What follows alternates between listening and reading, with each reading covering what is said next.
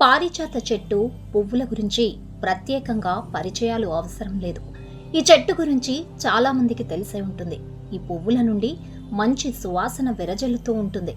పూజలకు ముఖ్యంగా ఈ పువ్వులను ఉపయోగిస్తూ ఉంటారు.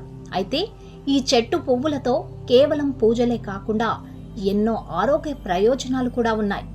శ్రీకృష్ణుడు సత్యభామ కోసం పారిజాత వృక్షాన్ని దివి నుండి భువికి తీసుకొచ్చాడని పురాణాలు చెబుతూ ఉంటాయి. పారిజాత చెట్టు పువ్వు, ఆకులు, గింజలు వైద్యపరంగా కూడా ఉపయోగించవచ్చు. ఆయుర్వేదంలో ఎన్నో అనారోగ్య సమస్యలను తగ్గించేందుకు ఔషధంగా ఉపయోగిస్తారు.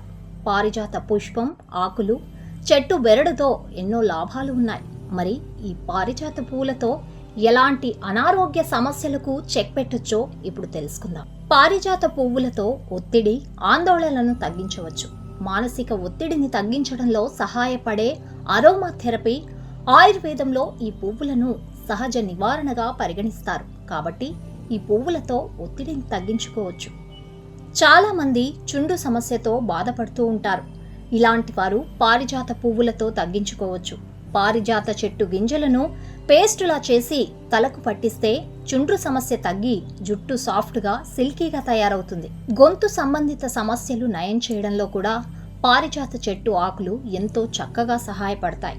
చెట్టు ఆకులను ఉడకబెట్టి కషాయ రూపంలో తాగడం వల్ల గొంతు నొప్పి మాత్రమే కాకుండా ఇతర శారీరక నొప్పులు కూడా తగ్గుతాయి. కీళ్ల వాపులు, ఆర్థరైటిస్ నొప్పులు కూడా తగ్గుతాయి. ఈ చెట్టు ఆకులు లేదా పువ్వులతో టీ తయారు చేసుకుని తాగడం వల్ల శరీరంలో రోగనిరోధక శక్తి అనేది బాగా పెరుగుతుంది. దీంతో ఇతర అనారోగ్య సమస్యలతో పోరాడే శక్తి లభిస్తుంది.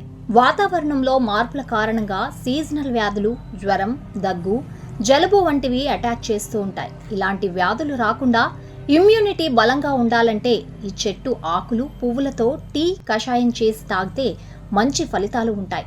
ఈ కషాయంలో తేనె కలుపుకొని తాగితే శ్వాసకోశ సంబంధాలు, ఊపిరితిత్తుల్లో పేరుకుపోయిన కఫం కూడా తగ్గుతుంది.